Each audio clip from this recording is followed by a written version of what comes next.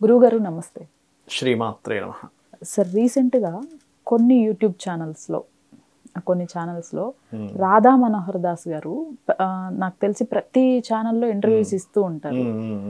అలానే లలిత్ కుమార్ గారు. వీళ్ళిద్దరూ కూడా కులాలు, మతాల పేరుతో మనుషుల్ని రెచ్చగొడుతున్నారు అని థంబ్‌నెయిల్స్ పెట్టడం జరుగుతుంది. అవును. ఇవి అసలు ఎంతవరకు వాస్తవం సార్? వీళ్ళు ఫైట్ చేస్తుంది అంత కంప్లీట్గా హిందుత్వం పైన. మరి ఈ థంబ్‌నెయిల్స్ ఏంటి? నిజంగానే వీళ్ళు రెచ్చగొడుతున్నారా? అసలు వాస్తవాలు ఏంటి సార్? రెచ్చగొట్టడము అంటే మనుషులకి మధ్యనేమి చిచ్చు పెట్టట్లేదండి. వీళ్ళు చేస్తున్నటువంటి ధర్మ పోరాటం ఏమిటి అంటే, ఏదైతే అబద్ధపు మాటలు చెప్పి మార్పిడి చేస్తున్నారో వాటి దాంట్లోకి వాళ్ళని గర్వాపిసి చేపిస్తున్నారు వీళ్ళు. ఇప్పుడు చిన్న ఎగ్జాంపుల్ అండి. ఇప్పుడు ఓ పిల్లవాడు ఉన్నాడు అనుకోండి. ఆ పిల్లవాడికి నిజంగా ఉన్నటువంటి సైన్స్ని బోధించడం వేరు, ఇంకోళ్ళు ఎవరో ఇది కాదు ఇదని చెప్పి బోధిస్తున్నప్పుడు మనం అరే పక్కకు పోతున్నాడు అని చెప్పి మనం నిజమైనటువంటి సైన్స్ని చెప్తామా చెప్పమా? చెప్తాం కదా. అలాగే వీళ్ళు చేస్తున్నటువంటిది ఏమిటంటే చాలామందిని వ్యతిరేకిస్తున్నారు, కానీ వ్యతిరేకించకూడదు అంటా నేను. ధర్మం కోసం పోరాడుతున్నారు.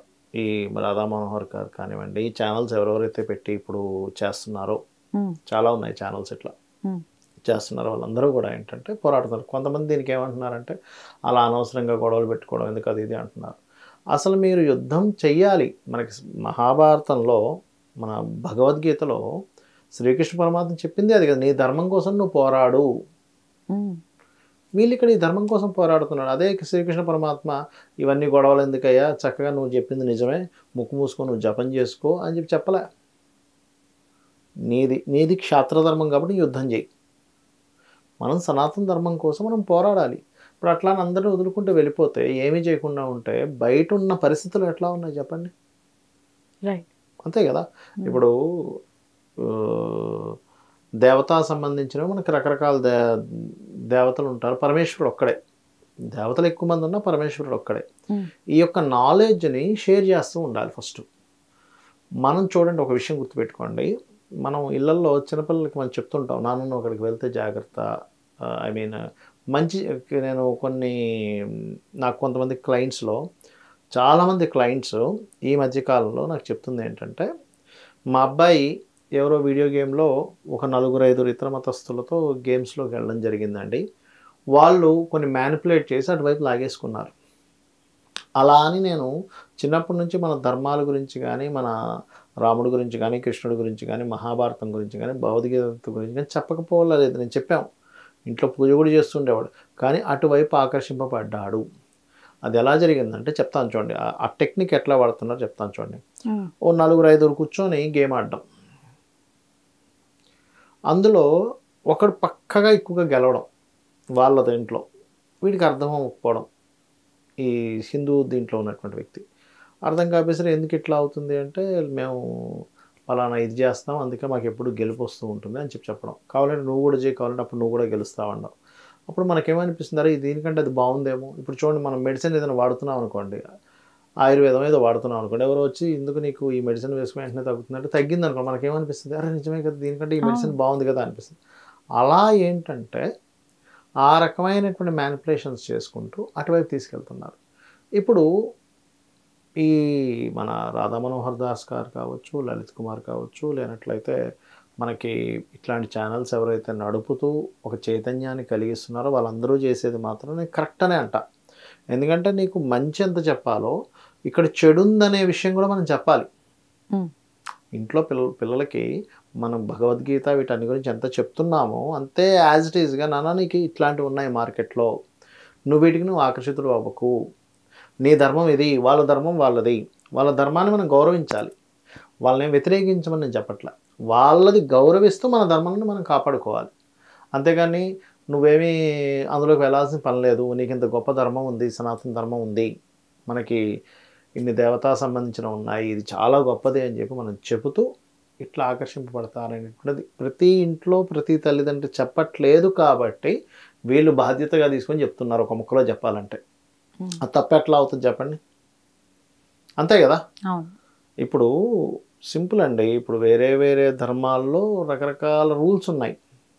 అంటే రకరకాల వాళ్ళు రాసుకున్నారు ఇష్టం వచ్చినట్టుగా. ఇది మనకి వేదం నుంచి వచ్చినటువంటిది. వేదంలో చాలా గొప్ప విషయాలు ఉన్నాయి. నేను ఈ మధ్య వేదం సంబంధించినవి చదువుతూ ఉన్నాను. ఎన్ని గొప్ప విషయాలు ఉన్నాయో అసలు. అట్లా ఏంటంటే ఇదేంటంటే ఇంకొంతమంది ఇలాంటి వాళ్ళని డీఫేమ్ చేయడానికి పెట్టేటువంటి థంబ్నెయిల్స్, డీఫేమ్ చేయడానికి పెట్టేటువంటి విషయాలు ఇవన్నీ కూడా. అంటే ఇట్లాంటి వాళ్ళు కనుక మనం మార్కెట్లో లేకుండా చేయగలిగితే సనాతన ధర్మాన్ని కాపాడే వాళ్ళు ఉండరు అనేటువంటిది. ఇంకొక విషయం కూడా సార్, ఇప్పుడు ఈ వేరే మతం వాళ్ళు అపోజ్ చేయటం వేరు, అవును, మన వాళ్ళే మనం చేయడం తప్పు. హిందువులే వీరిని అపోజ్ చేయడం మన దాంట్లో ఉన్న దౌర్భాగ్యం అదండి. వేరే మతాల్లో ఎవరు వాళ్ళని అపోజ్ చేసుకోరు తెలుసా. మీరు ముస్లిమ్స్ ఉన్నారు, చక్కగా వాళ్ళు మనం సపోర్ట్ చేసుకుంటారు. క్రిస్టియన్స్ ఉన్నారు, ఎవరు ఒకరి మీద ఒకరు దుమ్మెత్తి పోసుకోరు. కానీ ఇందులోకి వచ్చేసరికి ఏమవుతుందంటే సెక్యులర్లని, రకరకాల వాళ్ళని వీళ్ళే కొట్టుకుంటారు. ఆ ఐకమత్యం లోపించడమే ప్రాబ్లం. ఎందుకు ఐకమత్యం లోపిస్తుంది అంటే ఇక్కడ ఒక ముఖ్యమైన పాయింట్ ఉంది. ముస్లిమ్స్కి కానీ హిందూస్ మన క్రిస్టియన్స్కి కానీ ఎవ్రీ వీక్ ఒక దగ్గర కలవడానికంటూ ఒక ప్లేస్ ఉంటుంది వాళ్ళకి. నమాజ్ ఒకే సమయంలో చేస్తారు, అందరూ ఐక్యం అవుతారు. క్రిస్టియన్స్ ఎవ్రీ ఫ్రైడే అందరూ వెళ్ళి కలుస్తారు. అంటే ఒక యూనిటీ ఫామ్ అవ్వడానికి ఒక ప్లేస్ అంటూ ఉంది. మన సనాతన ధర్మంలో ఇష్టం వచ్చినప్పుడు దేవాలయానికి వెళ్తాం, ఒక టైమింగ్ లేదు మనకి. అందుకని ఒకరికొకరు మనం కనెక్ట్ అవ్వట్లేదు. అలా కాకుండా ఒక సమయం మనం కూడా పెట్టుకోను. అంటే మన దాంట్లో అంత ఫ్లెక్సిబిలిటీ. నువ్వు ఎప్పుడైనా సరే ప్రార్థించు భగవంతుడిని, ఈ సమయంలోనే ప్రార్థించాలని రూల్ లేదు, కానీ ఎప్పుడైనా సరే నువ్వు ప్రార్థించు అనేటువంటి సిస్టమ్ ఉండేసరికి మనకి ఇష్టం వచ్చినప్పుడు వెళ్తుంటాం వస్తుంటాం ఇట్లా ఉంటుంది. కానీ వాళ్ళ దాంట్లో అట్లా ఉండదు. దానివల్ల యూనిటీ అనేటువంటిది పెరుగుతుంది. ఒకరి మీద ఒకరు దుమ్మెత్తి పోసుకోవడం అనేటువంటి వాళ్ళ దాంట్లో ఉండదు. మనమైనా ఇప్పటికైనా సరే మేల్కొని ఒక కొన్ని ఇప్పటికీ కొన్ని ఉన్నాయి. అంటే కొన్ని యూనిటీస్ ఇప్పుడు కలిసి మాట్లాడుకోవడం అని ఇట్లాంటివి మనం ఫస్ట్ పెంచుకోవాలి. మనకి ఏంటంటే పలానా ఇప్పుడు చూడండి, ఇప్పుడు బీజేపీ పార్టీ ఉందనుకోండి, బీజేపీ పార్టీ హిందుత్వ పార్టీ అంటూ ఉంటారు. కానీ బీజేపీ పార్టీ ముస్లిమ్స్కి ఎంత చేసిందనేది చాలామందికి తెలియదు. త్రిపుల్ తలాక్ తీసేసేయడం వల్ల వాళ్ళ లేడీస్కి ఎంత బెనిఫిట్ జరిగిందండి అసలు, అంతే కదా. కాబట్టి ఏంటంటే కొన్ని తెలియని, అంటే చాలామందికి నాలెడ్జ్ లేక నిజంగా ఎవరు రక్షిస్తున్నాడు, నిజంగా ఎవరు పోరాడుతున్నారు. ఇప్పుడు ఈ వీడియోలు చేసుకుంటేనే డబ్బులు వస్తాయి చెప్పండి వీళ్ళకి, ఇంకా వేరే డబ్బులు రావా? వేరే మార్గంలో ఇంతమందితో మాట్లాడిపించుకోవాల్సిన అవసరం ఏముంటుంది వీళ్ళకి? ఇప్పుడు ఒకరితో మీ ఫేవర్గా ఉండొచ్చు, కానీ ఇంకో కొంతమందికి శత్రువులు అయిపోతున్నారుగా వీళ్ళు, అవునా కదా. ఈ రాధా మనోహర్ దాస్ గారు కానివ్వండి, వాళ్ళు కానివ్వండి, వాళ్ళ ప్రాణాలు కూడా థ్రెట్ ఉంటుందండి తెలుసా మీకు. ప్రాణానికి కూడా థ్రెట్ ఉంటుంది, ప్రాణానికి తెగించి చేస్తున్నారు వాళ్ళు. హ్యాట్స్ ఆఫ్ నిజంగా వాళ్ళందరికీ. కాకపోతే ఏంటంటే కొంతమంది వర్షన్ ఏంటంటే అయ్యో ఇప్పుడు ఈ గొడవల్లాగా మాట్లాడడం అవసరమా అంటే, మాట్లాడకపోతే అగ్రెసివ్గా వెళ్ళకపోతే జనాల మైండ్లోకి వెళ్ళదు విషయం.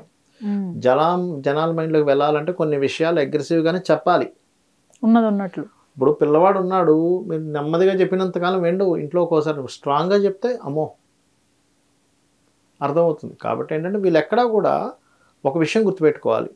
మీరు అంటే ప్రతి మనిషి ఎక్కడైతే రాంగ్ స్టెప్ పడుతుందో, నాన్న నువ్వు రాంగ్ స్టెప్ వేస్తున్నావు, this is not a correct route అని చెప్పి మన దేశానికి ఉపయోగపడుతున్నారు, మన దేశాన్ని బాగు చేయడానికి చూస్తున్నారు వీళ్ళంతా కూడా.